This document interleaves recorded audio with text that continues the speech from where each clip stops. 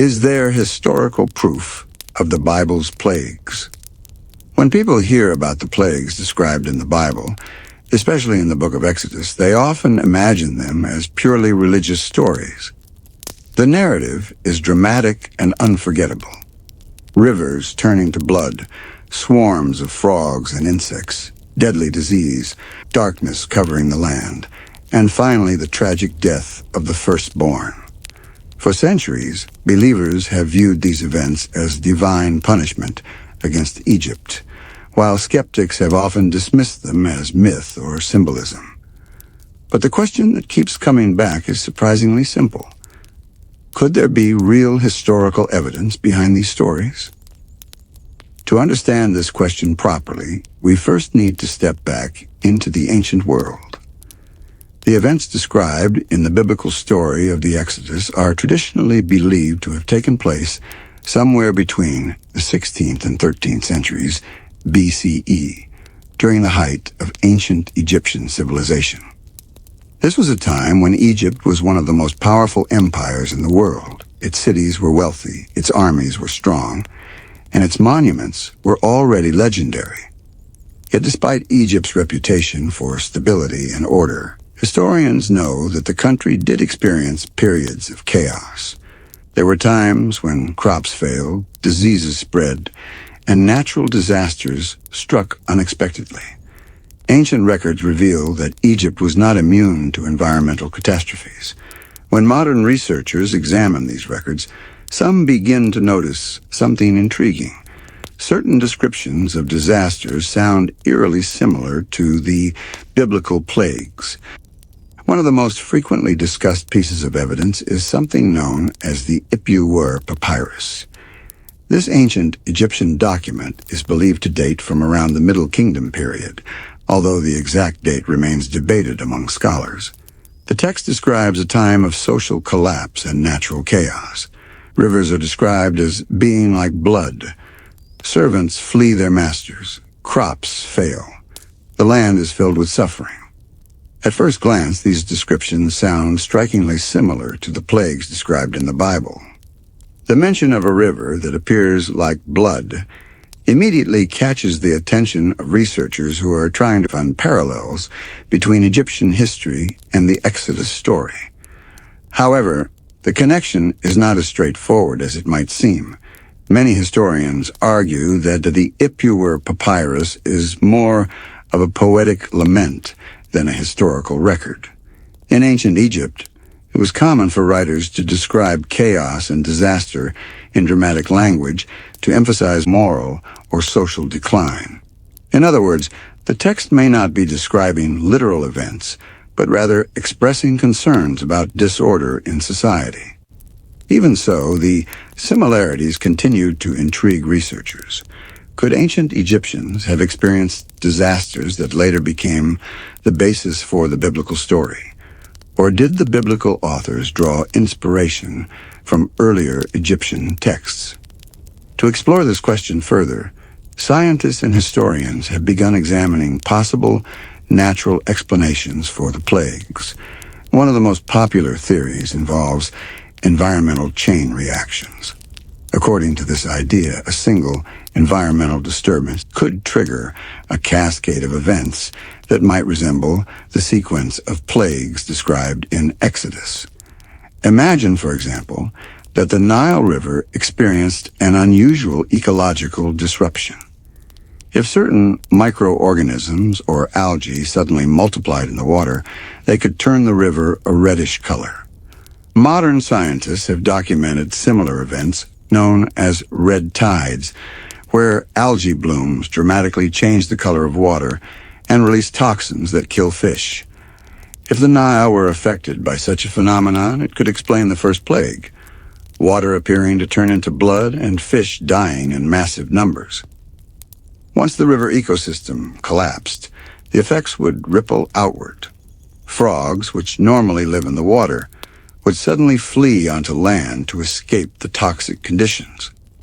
This could explain the second plague, where frogs swarm across the land. But frogs cannot survive long outside their natural environment. Once they die in large numbers, their decomposing bodies would attract insects and create perfect breeding conditions for pests. This might explain the next plagues involving gnats, lice, and flies. What makes this theory interesting is that it follows a logical ecological chain reaction. One disturbance leads to another, creating a sequence of disasters that might appear almost supernatural to people living at the time. But the plagues described in Exodus do not stop with insects. The narrative continues with disease affecting livestock, painful boils on human skin, devastating hailstorms, and a mysterious darkness that covers the land for several days. These events seem harder to explain through the simple ecological changes. However, some researchers believe volcanic activity could be involved. One eruption that often enters this discussion is the massive volcanic explosion of Pharaoh, also known as Santorini, which occurred in the eastern Mediterranean sometime around the 16th century BCE. This eruption was one of the largest in human history. It sent enormous clouds of ash into the sky and may have triggered climate disturbances across the region. If volcanic ash spread far enough, it could have darkened the sky, contaminated water sources, and disrupted agriculture. Ash particles can also cause skin irritation and respiratory problems. Some scholars believe such conditions might resemble the plagues of darkness and boils described in the biblical narrative.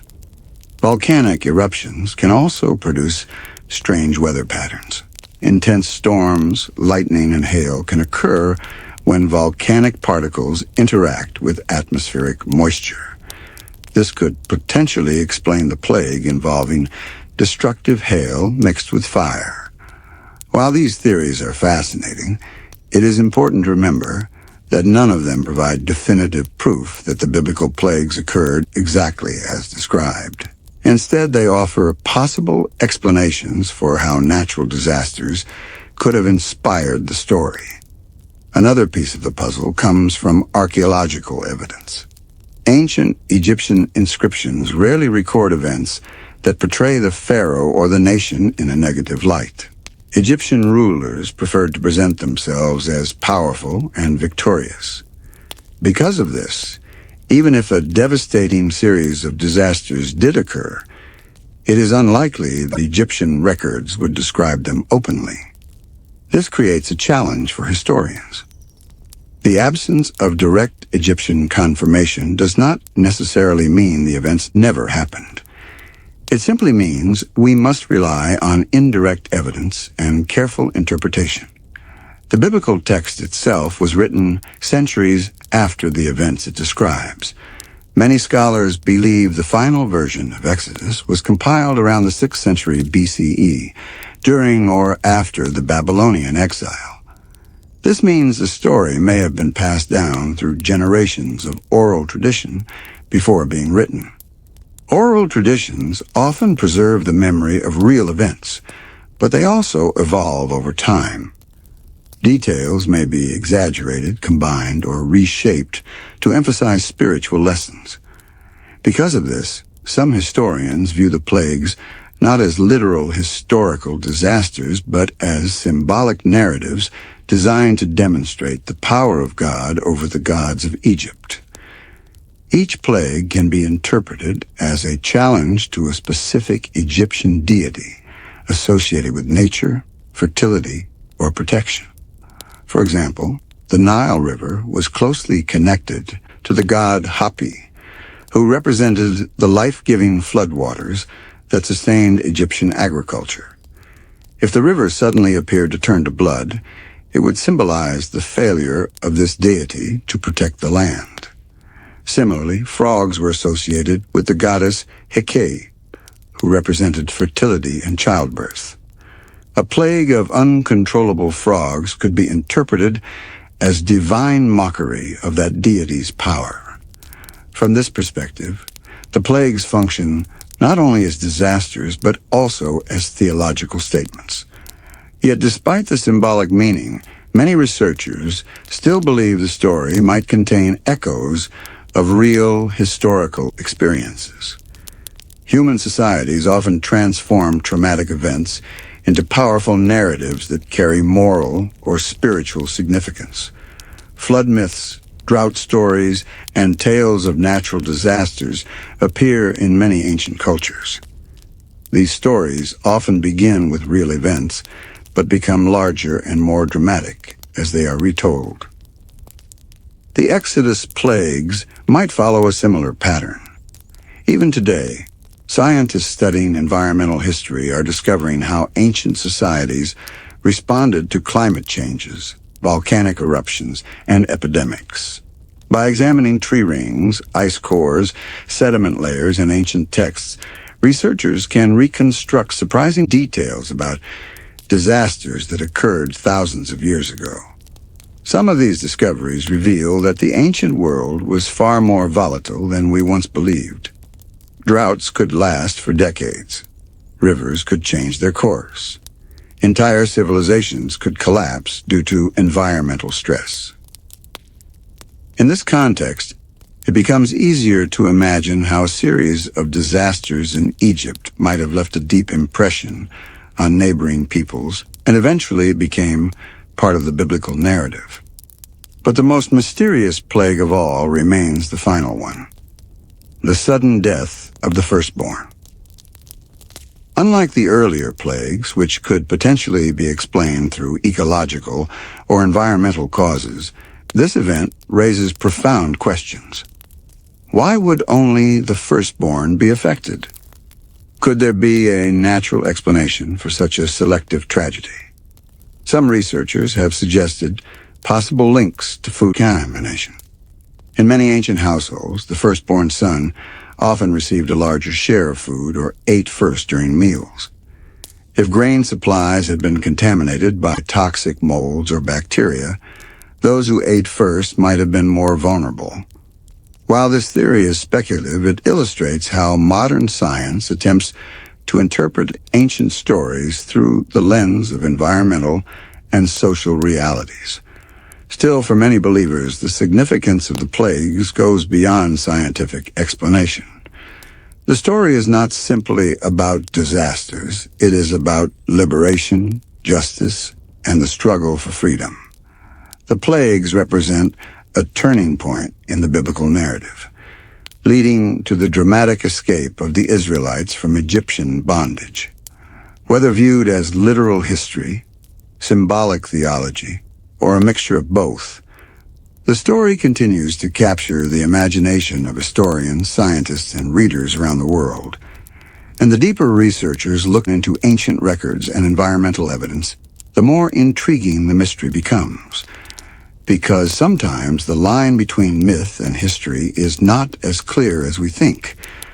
To continue exploring whether the biblical plagues might have any historical foundation, it is important to look more closely at how ancient societies recorded disasters.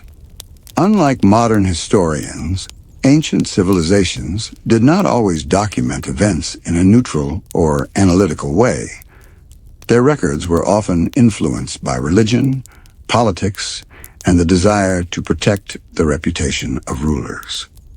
This means that when we search for evidence of catastrophic events in ancient Egypt, we cannot expect to find a straightforward report that says a series of plagues devastated the country. Instead, historians must search through fragments of inscriptions, damaged papyri, and archaeological clues. These pieces rarely tell a complete story, but when combined, they can sometimes reveal patterns that hint at real historical crises. One of the reasons the biblical plagues remain such a fascinating subject is that the narrative presents disasters occurring in a specific sequence. The story does not simply describe random catastrophes. It outlines a chain of events that appears to escalate in severity. The Nile turns to blood. Frogs swarm across the land. Insects spread everywhere. Livestock die. People suffer from painful sores. Storms destroy crops. Locusts devour what remains, darkness covers the land, and finally the devastating loss of the firstborn occurs. Some modern researchers believe this sequence might reflect how ecological disasters unfold in real life.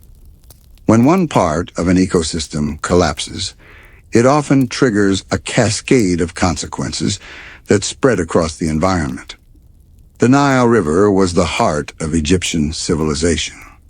Every year it flooded predictably, depositing fertile silt along its banks and making agriculture possible in an otherwise arid land.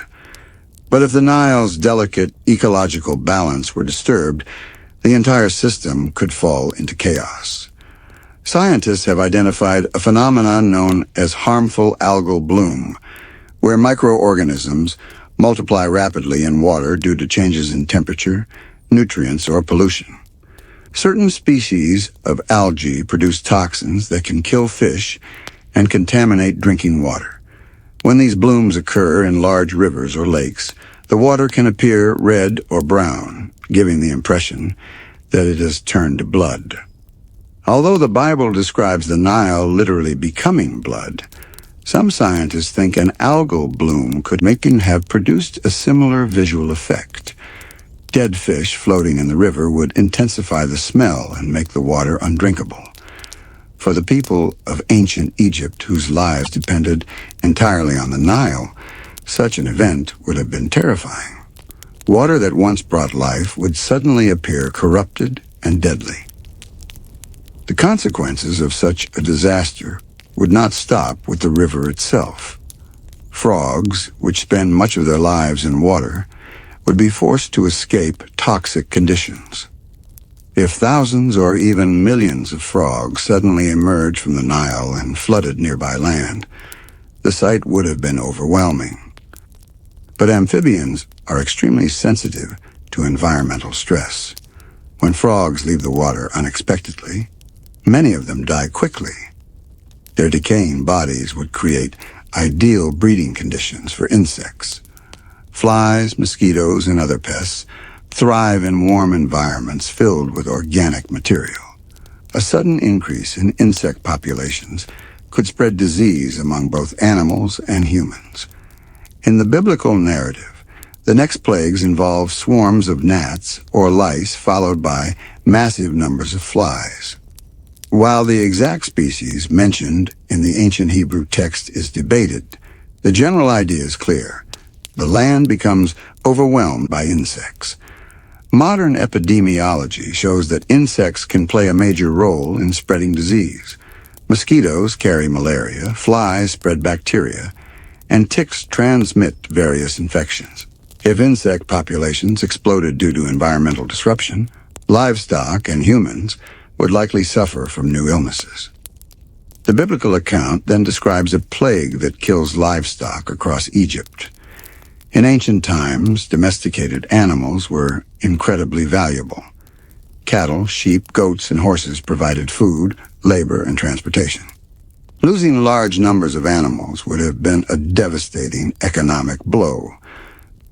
Historians know that livestock diseases have periodically spread through agricultural societies throughout history. Some diseases can move quickly through herds, especially when animals are weakened by environmental stress or contaminated water. If the Nile ecosystem had already been disrupted and insect populations were spreading disease, livestock could have become highly vulnerable. The next plague described in Exodus involves painful boils appearing on the skin of both humans and animals. Skin diseases can be caused by many different factors, including bacterial infections, insect bites, chemical irritants, or contaminated water. If volcanic ash or toxic particles were present in the air, they could irritate the skin and lungs. This idea leads some researchers to connect the plagues with large volcanic eruptions in the Mediterranean region. One of the most powerful eruptions in ancient history occurred on the island of Thera, known today as Santorini. The eruption of Thera is believed to have taken place sometime in the 2nd millennium BCE. The explosion was so massive that it destroyed much of the island and sent enormous clouds of ash into the atmosphere. Some scientists estimate that the eruption released several times more energy than the famous eruption of Krakatoa in the 19th century. Volcanic ash can travel hundreds or even thousands of kilometers, depending on wind patterns. If ash from the eruption reached parts of Egypt, it could have contaminated water supplies, damaged crops, and caused respiratory problems among people and animals. Ash particles can also darken the sky by blocking sunlight. In extreme cases, volcanic eruptions have produced periods of unusual darkness lasting for days or even weeks. This possibility has led some researchers to connect the biblical plague of darkness with volcanic activity. The book of Exodus describes darkness so thick that people could not see one another for several days. For people living in the ancient world, such an event would have seemed supernatural. Another dramatic plague described in the Bible involves a violent storm of hail mixed with fire. Egypt rarely experiences large hailstorms because its climate is usually dry and stable. However, extreme weather events can occur under unusual atmospheric conditions. Volcanic particles in the atmosphere can influence weather patterns. When ash interacts with moisture and electrical charges in the air, it can produce lightning storms and unusual precipitation. Although we cannot prove that such a storm happened in Egypt during the time of the Exodus, scientists acknowledge that volcanic eruptions have historically triggered strange weather events in nearby regions. Following the hailstorm, the biblical narrative describes a massive invasion of locusts. Locust swarms are one of the most destructive natural phenomena known to agriculture. These insects can travel hundreds of kilometers and consume nearly all vegetation in their path. Even today, locust outbreaks occasionally threaten crops across Africa and the Middle East. A single swarm can contain billions of insects, covering the sky like a moving cloud. If Egypt's crops had already been weakened by storms or environmental stress, they would have been especially vulnerable to a locust invasion. The biblical description says the locusts devoured everything that remained after the hailstorm destroyed earlier harvests. When historians analyze this sequence, they sometimes see a plausible chain reaction. Environmental disruption affects water. Water problems drive animals onto land. Dead animals attract insects. Insects spread disease. Crops suffer from storms and pests. Food shortages begin. To the people experiencing these events, it might have felt as if nature itself had turned against them. Another important aspect of the plague story is how it affects Egyptian society. The narrative repeatedly describes growing panic and desperation. Pharaoh's advisors beg him to let the Israelites leave, warning that the country is being destroyed. Even though Egyptian records do not confirm this exact situation, historians know that ancient Egypt did experience periods of instability when environmental stress weakened the state. When crops failed and resources became scarce, social tensions could rise quickly. Workers might abandon their duties, trade could collapse, and political authority might be challenged. This kind of instability appears in several ancient Egyptian texts, describing chaotic periods when normal order seemed to break down. Some scholars believe the memory of such crises could have influenced later storytelling traditions in the region. It is also possible that the biblical authors used memories of various disasters and combined them into a single dramatic narrative. Human memory often works this way. Events that occur over decades or centuries can gradually merge into a single story passed down through generations. As oral traditions develop, storytellers emphasize themes that matter most to their communities. In the case of the Exodus narrative, the central theme is liberation from oppression. The plagues serve as the dramatic force that weakens the power of Egypt and makes escape possible. For believers, the meaning of the plagues goes beyond natural explanations. The story shows divine intervention on behalf of a suffering people. For historians and scientists, the question remains open. Could real environmental disasters lie behind the narrative? As research continues, new discoveries in archaeology, climate science, and ancient texts may provide additional clues. But even after centuries of study, the mystery of the plagues remains one of the most intriguing intersections between religion, history, and science. And the deeper scholars investigate the ancient world, the more they realize that reality in those distant centuries may have been far more dramatic than we once imagined. As historians continue investigating the possibility that the biblical plagues might reflect real historical events, one of the most discussed ancient documents often comes into the conversation: the Ipuwer Papyrus. This document has fascinated scholars for decades because its descriptions of chaos and suffering in Egypt appear surprisingly similar to some parts of the biblical plague narrative. The text itself is sometimes called the Admonitions of Ipuwer, and it survives today in a damaged papyrus held in the Dutch National Museum of Antiquities. The document is incomplete, and parts of it are difficult to interpret. But what remains describes a time when the normal order of Egyptian society seems to collapse. In the text, a man named Ipuwer laments the state of the land. He describes rivers that appear like blood, widespread death, servants abandoning their masters, and a society turned upside down. One line famously states that the river is blood, and people are afraid to drink from it. For people familiar with the biblical story in the book of Exodus, the similarity immediately stands out. The first plague described in Exodus involves the Nile turning to blood, causing fish to die and leaving the water undrinkable. Because of this resemblance, some writers have suggested that the Ipuwer Papyrus might be an Egyptian record describing the same disasters mentioned in the Bible. However, the situation is far more complicated. Most Egyptologists believe the Ipuwer text is not a historical report describing specific events. Instead, they classify it as a type of literary work known as a lamentation.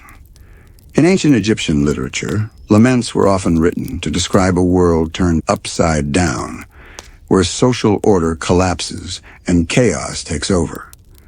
These texts were sometimes used as warnings about moral decline or as reflections on difficult periods in history. They often exaggerated conditions to emphasize the contrast between chaos and the ideal state of harmony that Egyptian rulers were expected to maintain. Egyptian society was built around the concept of Ma'at, a principle representing cosmic balance, justice, and order. Pharaoh was believed to be responsible for maintaining Ma'at in the world. When disasters or social unrest occurred, it was sometimes described as a breakdown of the sacred order.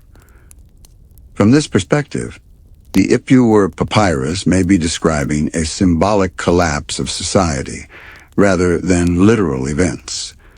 But even if the text is symbolic, it may still reflect memories of real crises. Ancient writers often used poetic language to describe genuine hardships such as famine, war, or natural disasters. This raises an interesting possibility. The Ipuwer Papyrus might not be documenting the exact plagues described in Exodus, but it could preserve echoes of difficult times in Egyptian history. And Egypt certainly experienced its share of difficult times. For much of its history, Egypt was stable and prosperous. But there were periods when that stability broke down dramatically. One such era is known as the First Intermediate Period of Egypt. During this time, central authority weakened and the country fractured into competing regional powers. Archaeological evidence suggests that droughts and changes in Nile flooding may have contributed to the crisis. When the Nile failed to flood properly, crops could fail across the entire country. Without the annual flood depositing fertile soil and water, Egyptian agriculture would collapse. Food shortages would follow quickly, and famine could spread among the population. In times of famine, social order often deteriorates. Wealthy elites might hoard resources while ordinary people struggle to survive. Labor systems collapse, trade networks break down, and crime increases. Ancient Egyptian texts from troubled periods sometimes describe scenes of social inversion where servants become masters and the poor take the possessions of the wealthy. Interestingly, similar descriptions appear in the Ipuwer Papyrus. The text repeatedly emphasizes that the normal hierarchy of society had been reversed. Some historians believe these descriptions reflect genuine experiences during times of national crisis. Another reason scholars hesitate to connect the Ipuwer Papyrus directly to the biblical plagues involves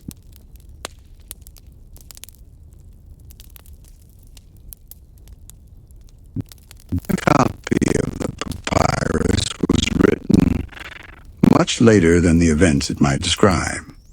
While the story may preserve older traditions, the physical manuscript itself dates to a later period.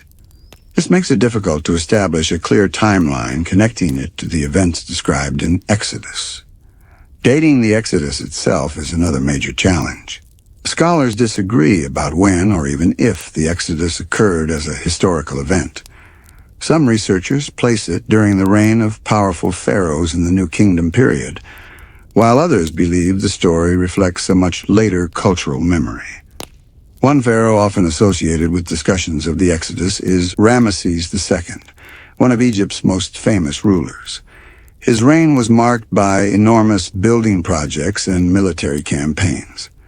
The Bible mentions that the Israelites were forced to build cities named Pithom and Ramesses, which has led some scholars to suggest that the Exodus narrative may be set during or after the time of Ramesses II.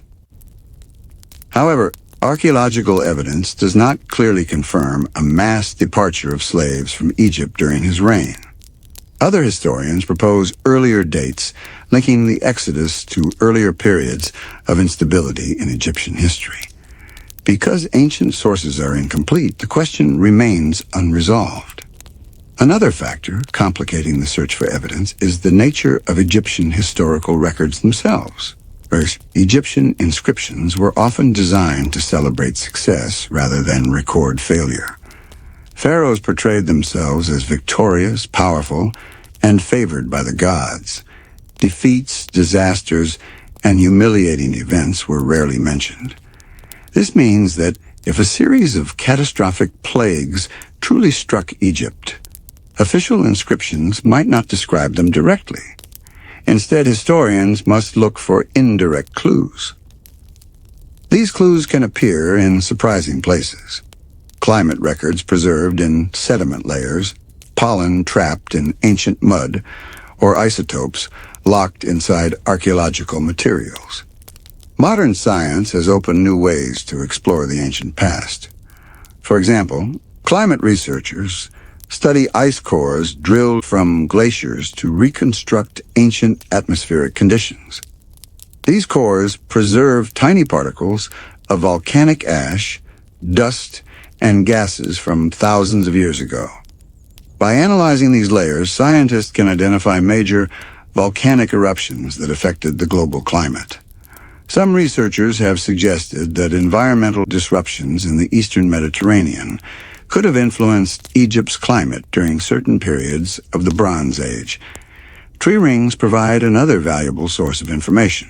When trees grow, they produce annual rings that reflect environmental conditions.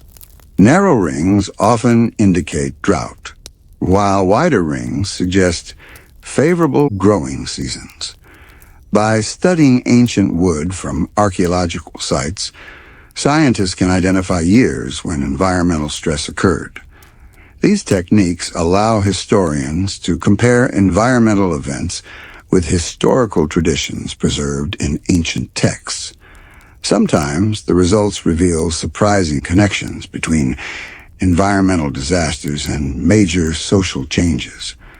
But even with modern technology, the evidence remains incomplete. What we see instead is a fascinating mixture of possibilities. Some elements of the plague story could reflect real environmental chain reactions. Others may have been shaped by symbolic storytelling traditions, and still others might represent theological messages created by later writers.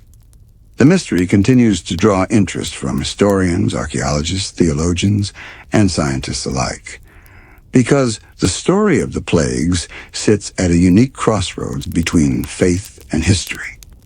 For millions of believers, the events described in the book of Exodus are sacred history, demonstrating divine power and justice. For scholars studying the ancient world, the same story becomes a puzzle filled with fragments of evidence, environmental clues, and ancient literature. Some researchers search for natural explanations. Others focus on the symbolic meaning of the narrative. And some believe the truth may lie somewhere in between. As the investigation continues, each new discovery brings us slightly closer to understanding how ancient people experienced disasters and how those experiences became the powerful stories that have survived for thousands of years. Yet even after centuries of research, one question still lingers. If the plagues were inspired by real events, how much of the story reflects historical reality, and how much reflects the imagination and faith of the people who told it? That question leads historians into an even deeper exploration of the ancient world. And the search for answers is far from over. To understand the possibility that the biblical plagues might have been inspired by real historical events, many researchers take a closer look at the individual plagues themselves. Instead of viewing them only as a religious narrative, scientists sometimes analyze them as a sequence of environmental disasters. When examined one by one, some of the plagues begin to resemble phenomena that are known to occur in nature. The account of the plagues appears in the book of Exodus, which describes 10 devastating events that struck ancient Egypt before the Israelites were allowed to leave slavery. The sequence begins with the Nile turning to blood and continues through frogs, insects, disease, storms, darkness, and finally the death of the firstborn. One reason the story fascinates scientists is that the plagues are presented in a very specific order. This sequence has led some researchers to wonder whether the events might reflect a natural chain reaction, where one environmental disaster triggers another. The first plague describes the Nile River turning to blood. The Nile River was the lifeline of Egyptian civilization. Every year it flooded predictably, bringing fertile soil that allowed agriculture to thrive. If anything disrupted the river's ecosystem, the consequences could affect the entire country. Modern scientists have observed situations in which bodies of water suddenly change color due to massive growth of microorganisms. Certain algae and bacteria can multiply rapidly under the right conditions, especially when water temperatures rise or nutrient levels change. One phenomenon often mentioned in this context is a harmful algal bloom. Some algae produce red pigments that can make water appear dark red or brown. In addition, these blooms release toxins that kill fish and make the water unsafe to drink. If something similar happened in the Nile thousands of years ago, people living along the river might have believed the water had literally turned into blood. Dead fish floating in the river would reinforce the impression that something unnatural had happened. Once the river became toxic, the next stage of the disaster could begin. The second plague describes frogs emerging from the Nile in enormous numbers. Amphibians are extremely sensitive to changes in water quality. When their environment becomes polluted or oxygen levels drop, they often attempt to escape onto land. If the Nile suddenly became toxic or oxygen poor, frogs could have left the river in massive numbers. This might explain the biblical description of frogs spreading across homes, fields, and streets. But frogs cannot survive long outside their natural aquatic habitat. Large numbers of them would eventually die, creating another problem. The decomposing bodies of frogs would attract insects and create ideal breeding conditions for pests. Warm climates combined with decaying organic material can cause insect populations to explode. In the biblical narrative, the next plagues involve insects such as gnats or lice, followed by swarms of flies. Although the exact translation of the ancient Hebrew terms is debated, the general meaning is clear. The land becomes infested with biting and disease-carrying insects.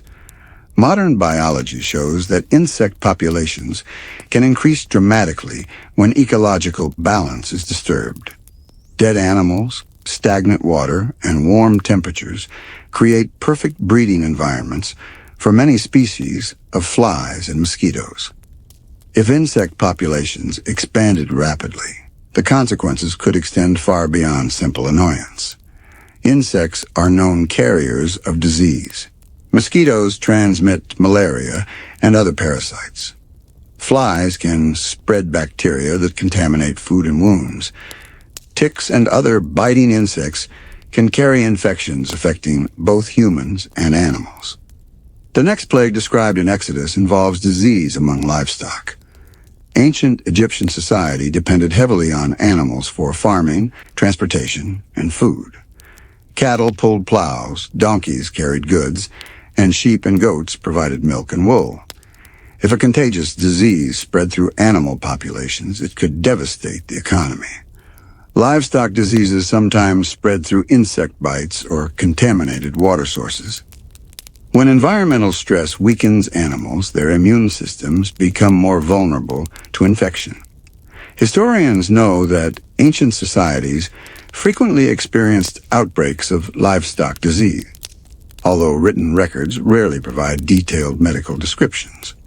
Following the livestock plague, the biblical account describes people developing painful boils on their skin. Skin diseases can arise from many causes, including bacterial infections, insect bites, allergic reactions, or exposure to toxins.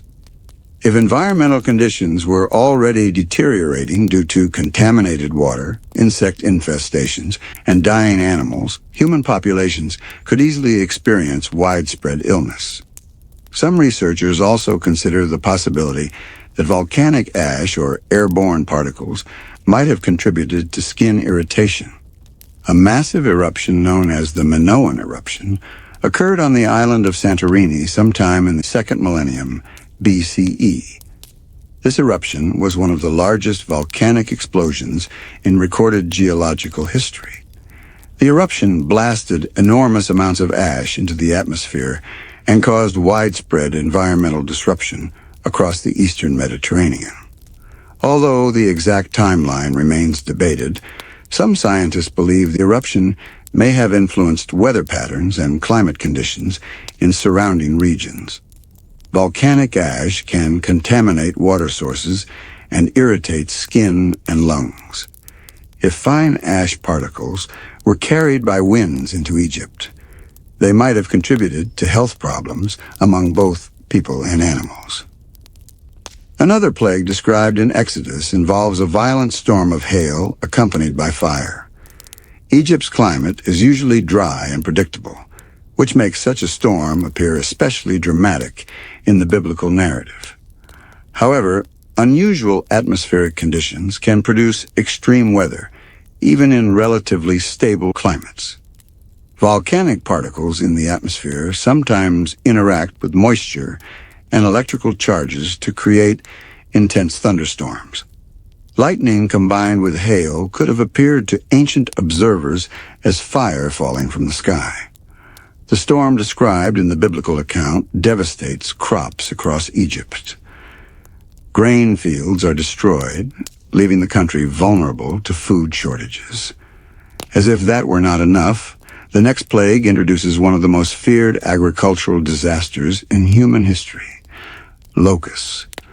Locust swarms are capable of consuming enormous quantities of vegetation in a very short time. A single swarm can contain billions of insects, covering hundreds of square kilometers. When locusts descend on farmland, they strip plants of leaves, stalks, and even bark. Even in the modern world, locust outbreaks occasionally threaten crops across Africa and the Middle East. If Egypt's crops had already been damaged by storms, they would be even more vulnerable to a locust invasion. The biblical description says the locusts devoured everything that remained after the earlier disasters. By this stage in the narrative, Egypt's food supply would have been severely compromised. Then comes one of the most mysterious plagues, darkness covering the land for 3 days. The story describes darkness so thick that people could not see one another. Such darkness might sound supernatural, but there are natural events capable of producing similar effects. Volcanic eruptions can release massive ash clouds that block sunlight over large areas. Dust storms can also darken the sky for extended periods, especially in desert regions. If environmental disturbances had already affected Egypt's climate, unusual atmospheric conditions might have produced days of heavy darkness. For ancient people, who depended on sunlight for daily life and agriculture, such an event would have been deeply frightening. The final plague described in the book of Exodus is also the most troubling: the death of the firstborn. Unlike earlier plagues, which involve environmental or ecological disasters, this event appears highly selective. According to the narrative, the firstborn sons of Egyptian families die suddenly during the night, while the Israelites are spared. This event ultimately convinces Pharaoh to allow the Israelites to leave Egypt. Some researchers have attempted to propose natural explanations for this mysterious event. One theory suggests that contaminated grain might have played a role. Certain toxic molds can grow on stored grain under humid conditions. These molds produce chemicals that cause severe illness or death if consumed in large quantities. In many ancient households, the firstborn child often received special portions of food or ate before other family members. If contaminated food were involved, those who ate first might have been more exposed to the toxins. However, this idea remains speculative and does not fully explain the selectivity described in the biblical story. For many believers, the final plague represents divine intervention rather than a natural event. In the religious narrative, it marks the moment when the power of Egypt is broken and the Israelites are finally freed. The plagues then lead directly to the famous departure known as the Exodus, one of the most important stories in the history of religion. Whether the plagues were supernatural miracles, natural disasters interpreted through religious belief, or a combination of both, the story continues to captivate scholars and readers alike. Each new theory adds another piece to the puzzle, but no single explanation answers every question.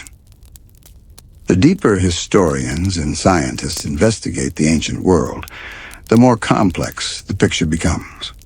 Because behind every ancient story lies a mixture of memory, belief, and human experience. And sometimes the truth of the past is hidden somewhere between history and legend. As the search for historical evidence behind the biblical plagues continues, historians often turn to archaeology for clues. Archaeology has the unique ability to reveal details about ancient life that written records sometimes ignore.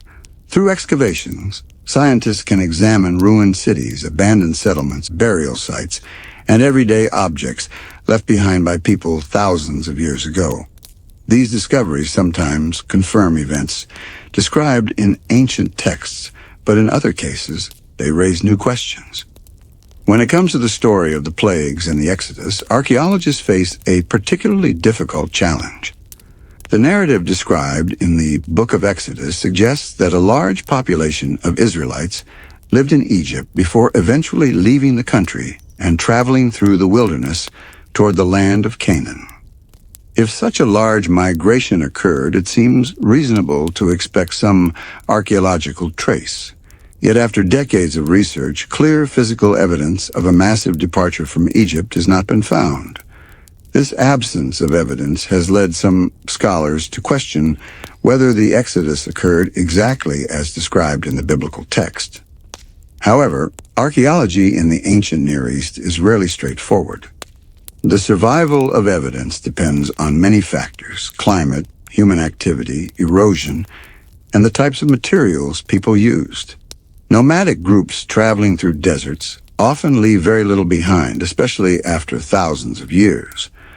The region most often associated with the biblical journey after the plagues is the Sinai Peninsula.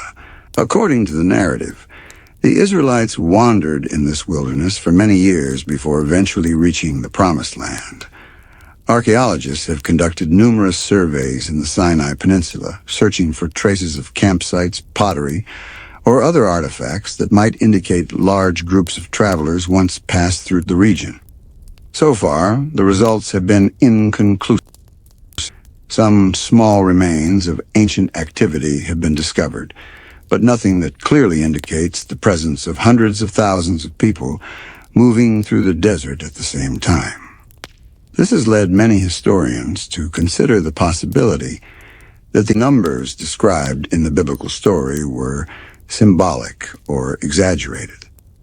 Ancient texts often used large numbers to emphasize the significance of events rather than provide exact statistics.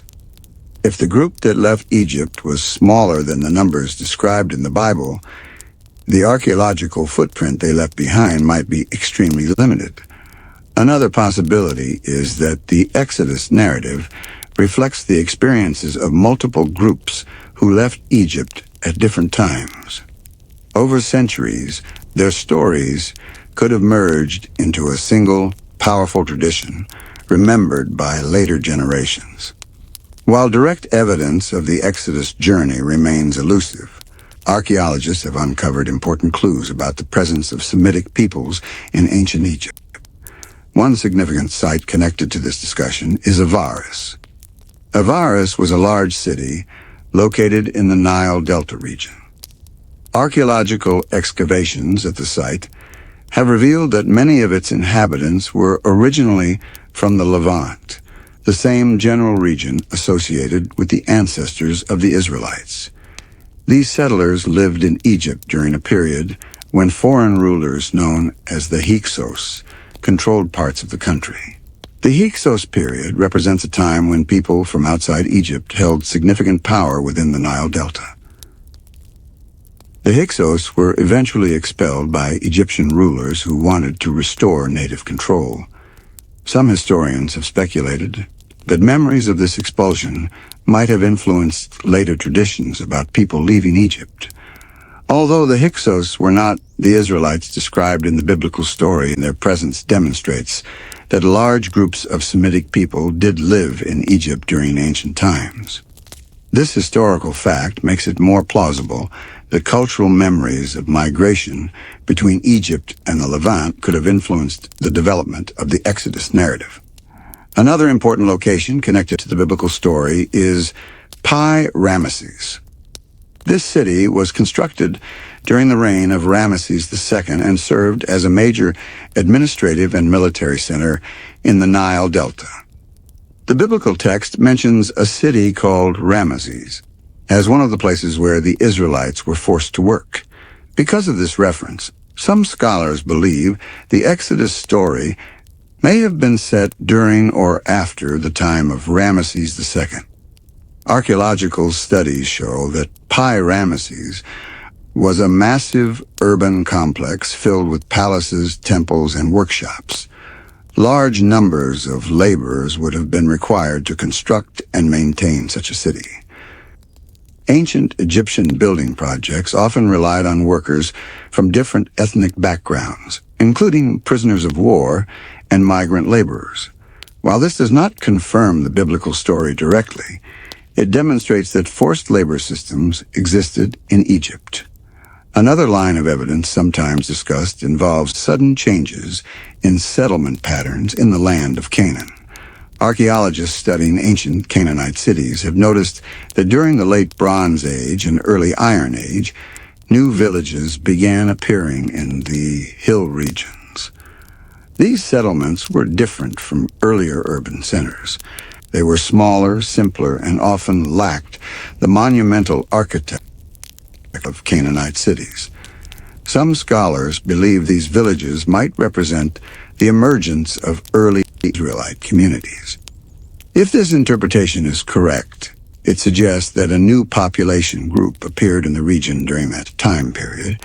Whether these people came directly from Egypt or developed locally remains a subject of debate.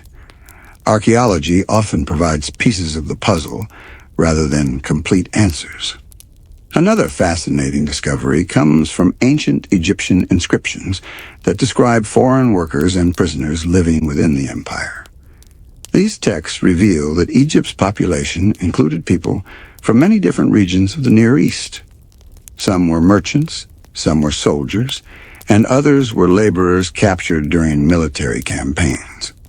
Because of this diversity, it is entirely possible that small groups of people from the Levant lived in Egypt for generations before eventually returning to their ancestral lands. If such groups carried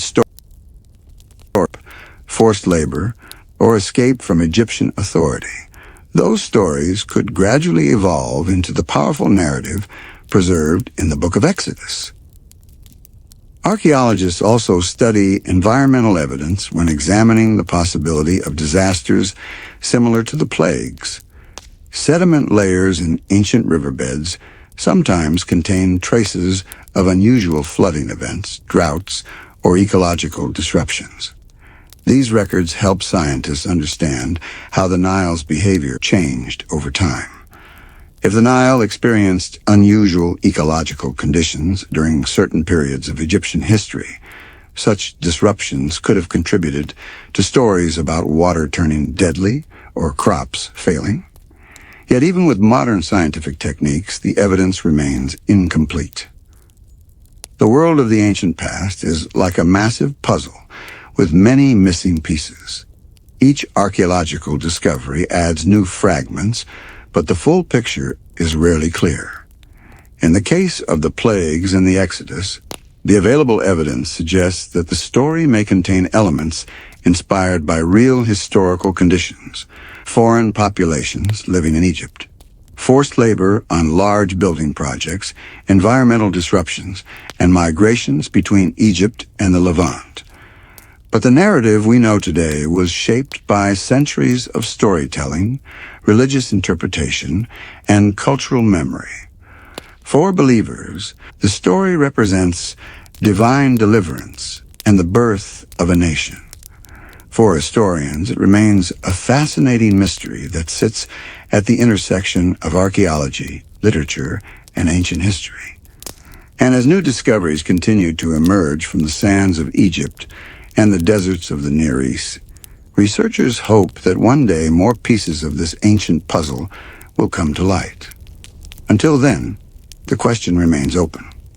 Did the biblical plagues reflect real historical disasters that struck ancient Egypt?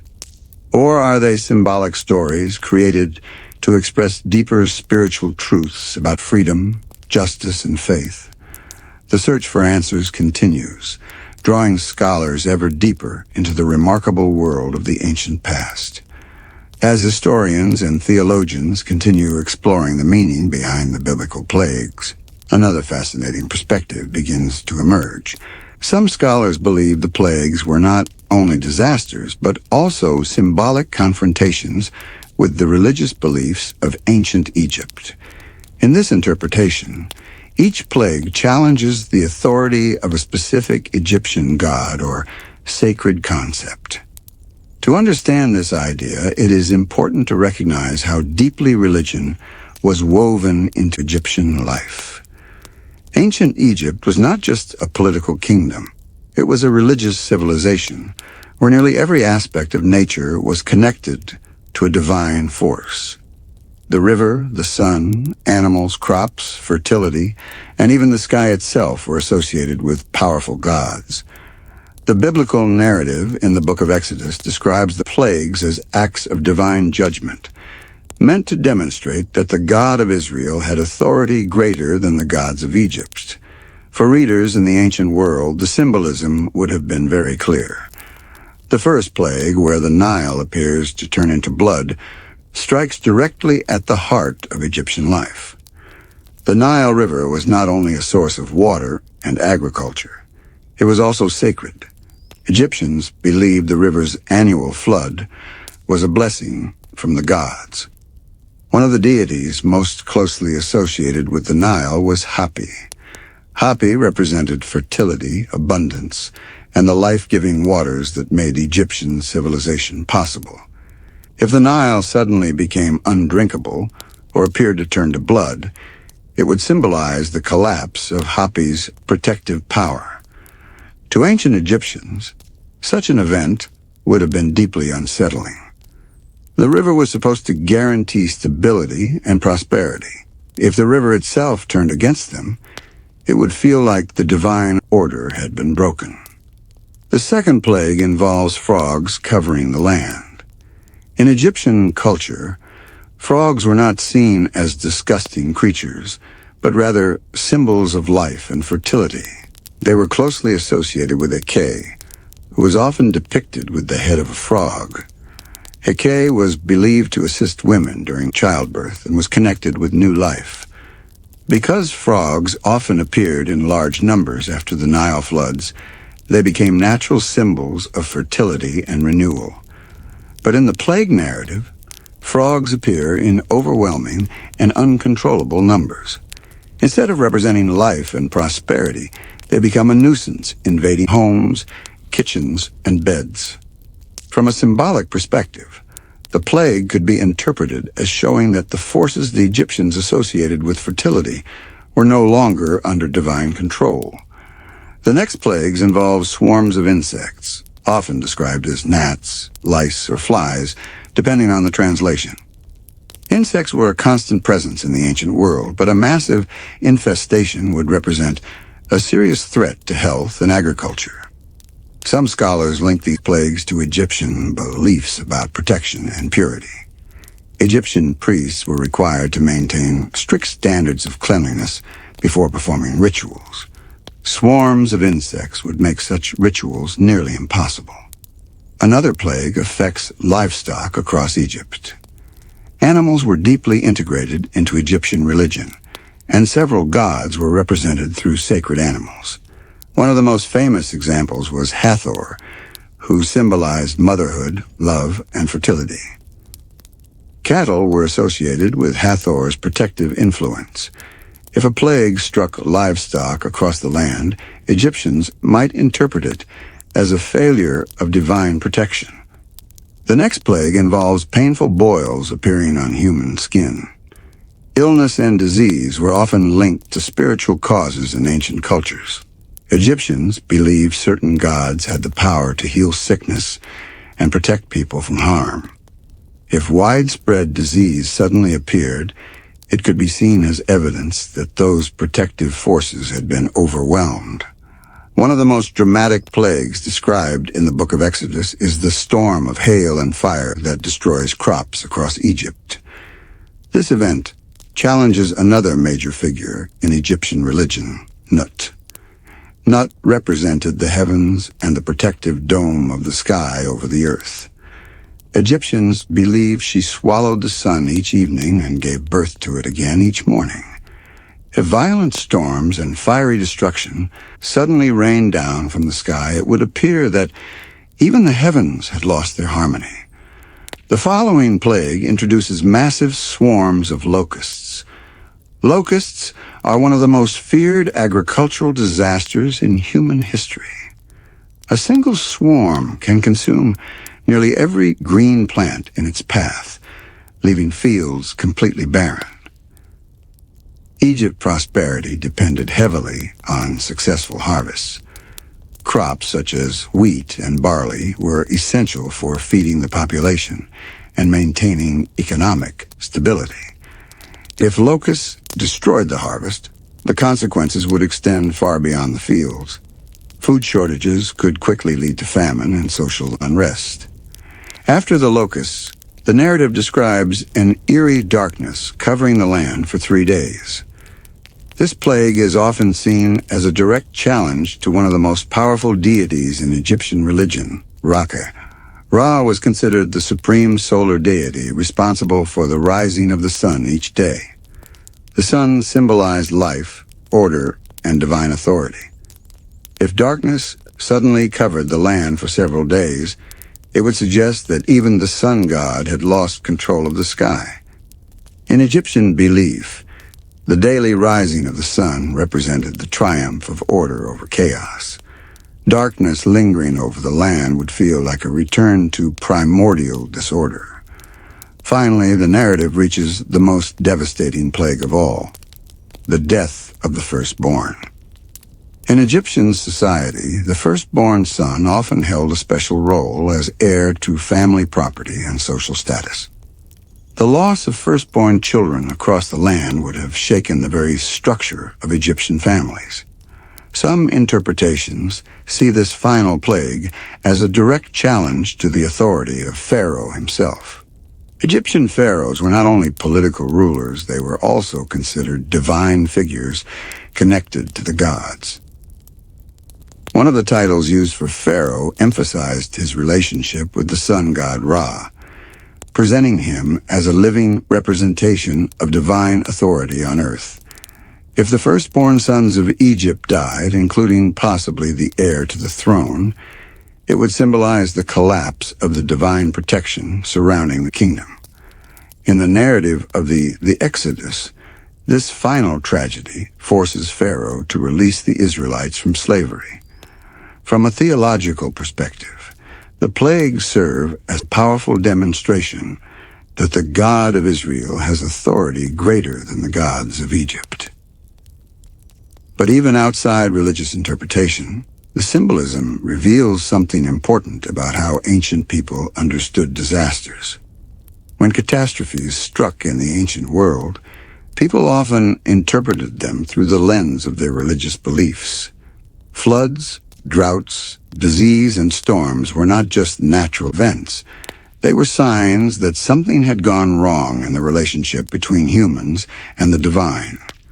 This perspective helps explain why stories about disasters became powerful religious narratives. The plagues described in the book of Exodus may preserve memories of environmental crises, but they are also carefully structured to communicate deeper spiritual messages. Each plague targets something the Egyptians considered sacred: the river, fertility, livestock, crops, the sky, and even the sun. By the end of the story, every pillar of Egyptian life has been shaken. Whether one interprets the plagues as historical events, natural disasters, symbolic theology, or a combination of all three, their impact on cultural history is undeniable.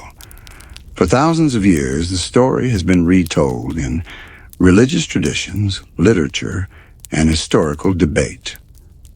And even today, scholars continue to explore how ancient memory, environmental change, and religious storytelling might have come together to create one of the most famous narratives in human history. As modern science continues to explore the mysteries of the ancient world, researchers have begun using new methods to investigate historical events that once seemed impossible to study. In the past, historians depended mostly on written records and archaeological discoveries. Today, scientists also examine climate data, geological evidence, and environmental changes preserved in natural archives. These new tools have opened fascinating possibilities for understanding the world in which the events of the Book of Exodus might have taken place. One of the most important areas of research involves ancient climate patterns. Civilizations such as Egypt were deeply dependent on predictable environmental conditions. If the climate changed suddenly, the consequences could affect agriculture, trade, and political stability. Scientists studying the ancient Mediterranean region have discovered evidence that climate conditions were not always stable during the Bronze Age. In fact, the region experienced several periods of environmental stress. One of the ways researchers study ancient climate is through sediment layers found in riverbeds and lakes. Over thousands of years, small particles of soil, pollen, and plant material accumulate in these sediments. Each layer acts like a snapshot of environmental conditions during a specific time period. By analyzing these layers, scientists can determine whether certain years experienced drought, flooding, or unusual ecological changes. The Nile River has been the focus of many such studies. Because Egyptian civilization depended almost entirely on the Nile's annual flooding cycle, any disruption to the river's behavior could have serious consequences. Research suggests that the Nile's flood levels have varied significantly throughout history. During some periods, the floods were unusually weak, leading to poor harvests and famine. During other times, floods were too strong, destroying farmland and settlements. If environmental conditions caused unusual flooding patterns during the time associated with the biblical narrative, the resulting chaos could have left a deep impression on people living in the region. Another scientific approach involves studying volcanic eruptions that occurred thousands of years ago. When major eruptions happen, they release enormous amounts of ash and gases into the atmosphere. These particles can travel long distances and influence climate across entire regions. One eruption that frequently appears in discussions about ancient environmental disasters is the Minoan eruption. This event occurred on the island now known as Santorini, located in the Aegean Sea. The eruption was one of the most powerful volcanic explosions in recorded history. It destroyed much of the island and created massive ash clouds that spread across the eastern Mediterranean. Scientists estimate that the eruption released vast quantities of volcanic ash into the sky. These ash clouds could have traveled hundreds or even thousands of kilometers, depending on wind patterns. If volcanic ash reached parts of Egypt, it might have affected water sources, agriculture, and air quality. Volcanic ash falling into rivers can disrupt aquatic ecosystems, potentially killing fish and contaminating drinking water. Ash particles can also irritate skin and eyes, which could resemble the symptoms described in certain plagues. In addition, volcanic eruptions can influence weather patterns. Ash particles in the atmosphere can reflect sunlight, lowering temperatures and altering rainfall patterns. These disruptions sometimes lead to unusual storms, droughts, or crop failures. Some scientists have suggested that a combination of volcanic activity and environmental chain reactions might explain several of the plagues described in the Book of Exodus. For example, volcanic ash contaminating water sources might trigger ecological changes in rivers. Fish might die, amphibians could leave the water, and insect populations could grow rapidly due to increased organic material in the environment. Once insects multiply, they can spread disease among humans and livestock. Crop damage caused by storms or environmental stress might then attract locust swarms, leading to widespread agricultural destruction. Although these ideas remain speculative, they show how natural events can sometimes produce a chain reaction of disasters. Another field contributing valuable insights is the study of ancient epidemics. Diseases have played a major role in shaping human history, yet their traces are often difficult to detect in ancient records. Modern scientists sometimes analyze human remains to identify signs of infectious diseases. By studying DNA preserved in bones or teeth, researchers can detect pathogens that once infected ancient populations. While such studies have revealed surprising information about past epidemics, no direct evidence has yet been found linking a specific ancient disease outbreak to the biblical plague narrative. Still, the possibility remains that disease played a role in some of the disasters described in the story. Another fascinating line of research focuses on atmospheric phenomena.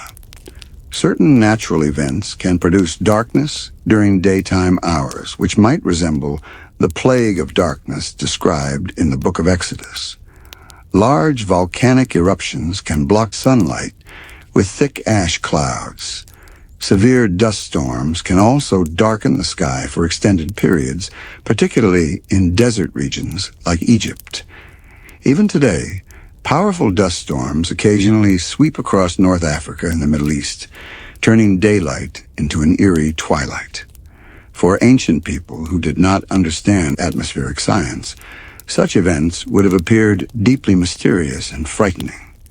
In addition to scientific research, historians continue examining ancient texts from surrounding civilizations. Sometimes references to unusual environmental events appear in documents from neighboring regions. Although these records rarely mention Egypt directly in connection with the plagues, they help build a broader picture of environmental instability during certain periods of ancient history. When researchers combine climate data, geological evidence, and historical texts, they begin to see how fragile ancient societies could be. Civilizations that depended on predictable weather and agricultural cycles were extremely vulnerable to environmental disruptions. A few years of poor harvests could weaken a kingdom. Extended droughts or disasters could cause widespread famine, migration, and political upheaval. If Egypt experienced a series of environmental crises during a particular historical period, those events might have been remembered for generations.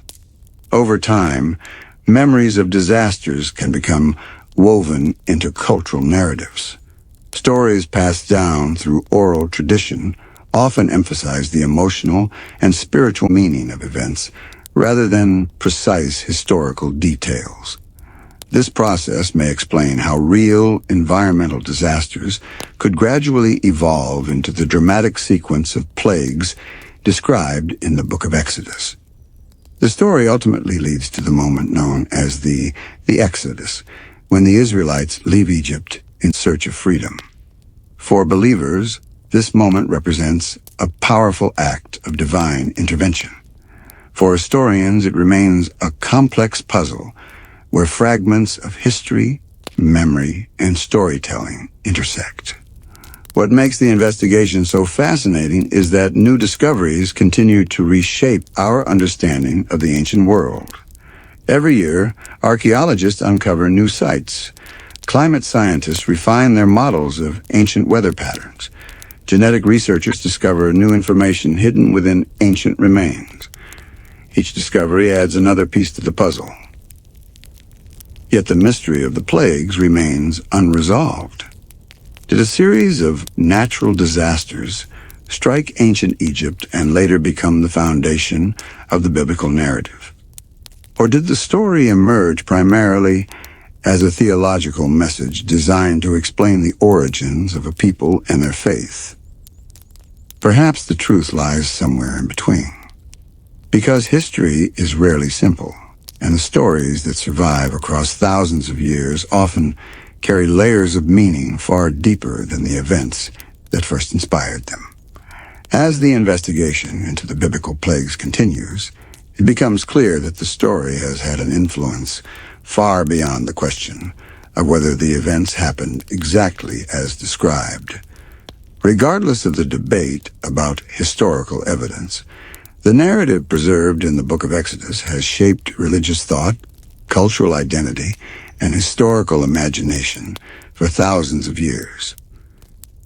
At the center of this influence is the story known as the Exodus. In the narrative, the plagues represent a dramatic turning point. After enduring slavery and oppression in Egypt, The Israelites witnessed a series of disasters that gradually weakened the power of Pharaoh. Each plague increases the pressure, until finally the Israelites are allowed to leave. This moment becomes the foundation of an entire national identity. For the ancient Israelites, the story of the Exodus was not simply a tale about past suffering. It was the origin story of a people who believed they had been rescued by divine intervention. The memory of deliverance became central to their understanding of justice, faith, and community. Over generations, the story was repeated in religious teachings, family traditions, and sacred writings. It reminded people that oppression could be overcome and that faithfulness could lead to freedom. One of the most important ways this memory was preserved is through the festival known as Passover. During this annual celebration, Jewish families retell the story of the plagues and the departure from Egypt. The Passover tradition emphasizes remembrance. Families gather to share symbolic foods and read from texts describing how their ancestors were freed from slavery. Each part of the meal represents elements of the story: bitterness, suffering, protection, and liberation. For thousands of years, this ritual has kept the memory of the Exodus alive across generations and across continents. The influence of the story did not remain limited to the Jewish tradition. As Christianity emerged in the first century, many early Christian writers also interpreted the Exodus story as a powerful symbol of spiritual liberation. The narrative appears throughout the teachings and symbolism of Christianity, often representing the idea that people can be delivered from suffering and oppression. In the New Testament, references to the Exodus story appear frequently. Early Christian thinkers saw parallels between the liberation of the Israelites and the broader idea of salvation. The symbolism of deliverance became deeply embedded in Christian theology.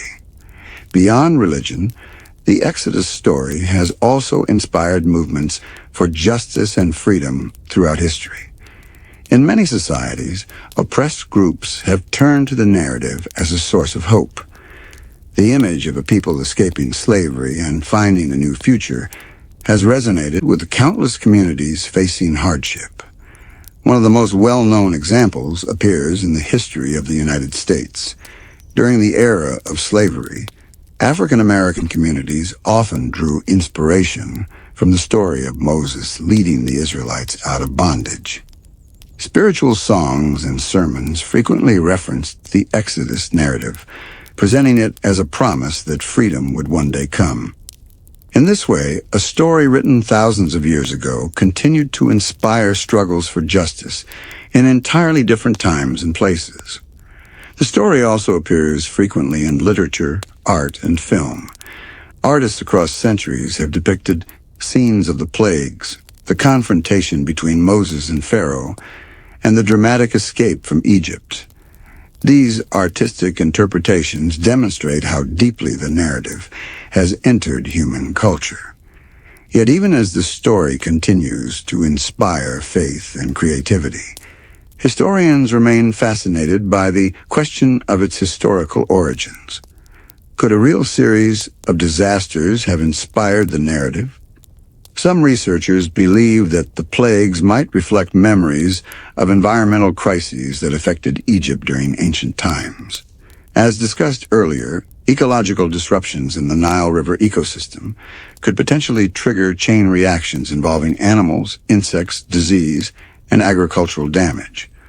Other scholars emphasize the literary and theological structure of the narrative.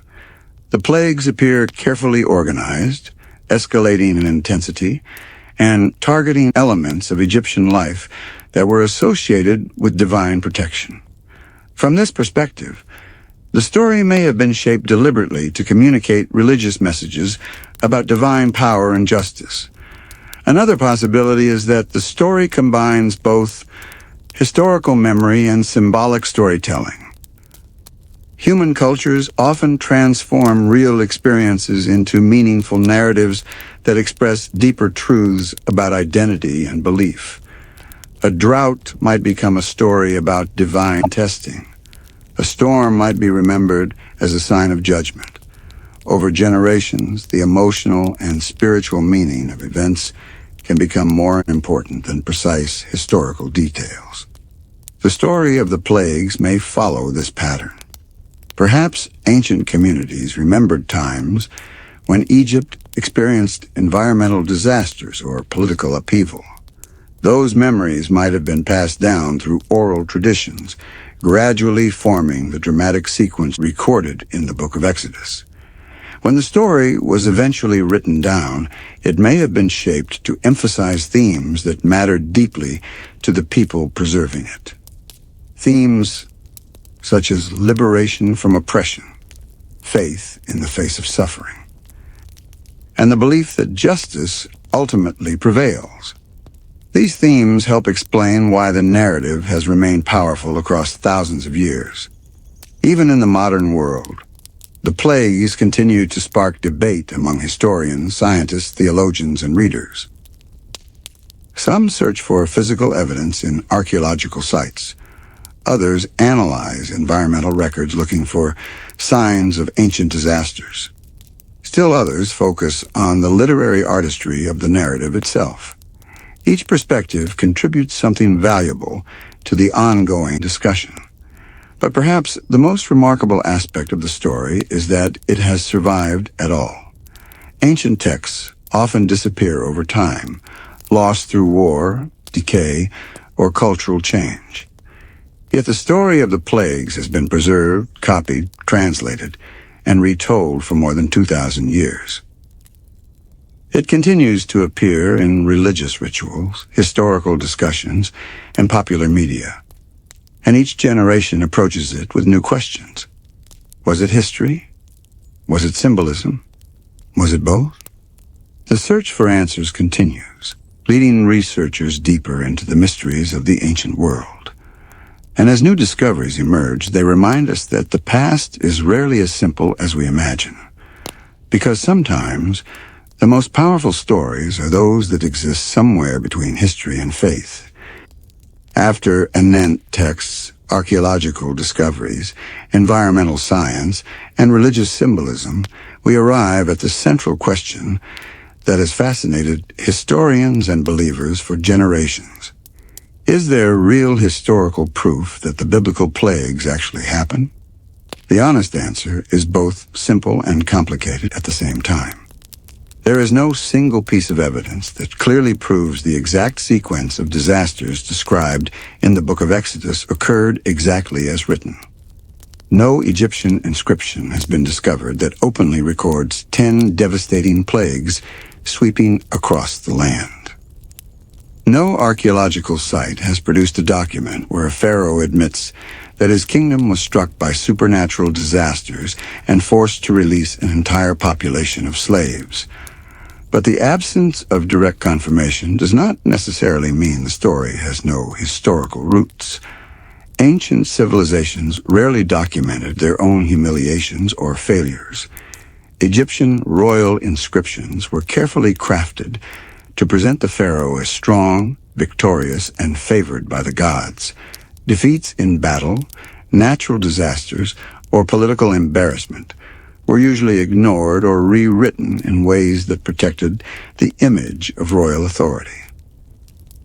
Because of this, historians often rely on indirect evidence when studying ancient events. When researchers examine the world in which the Exodus story developed, they find many conditions that could have inspired such a narrative. First, there is clear historical evidence that people from the Levant lived in Egypt at different times during ancient history. Archaeological sites such as Avaris reveal communities with cultural connections to regions outside Egypt.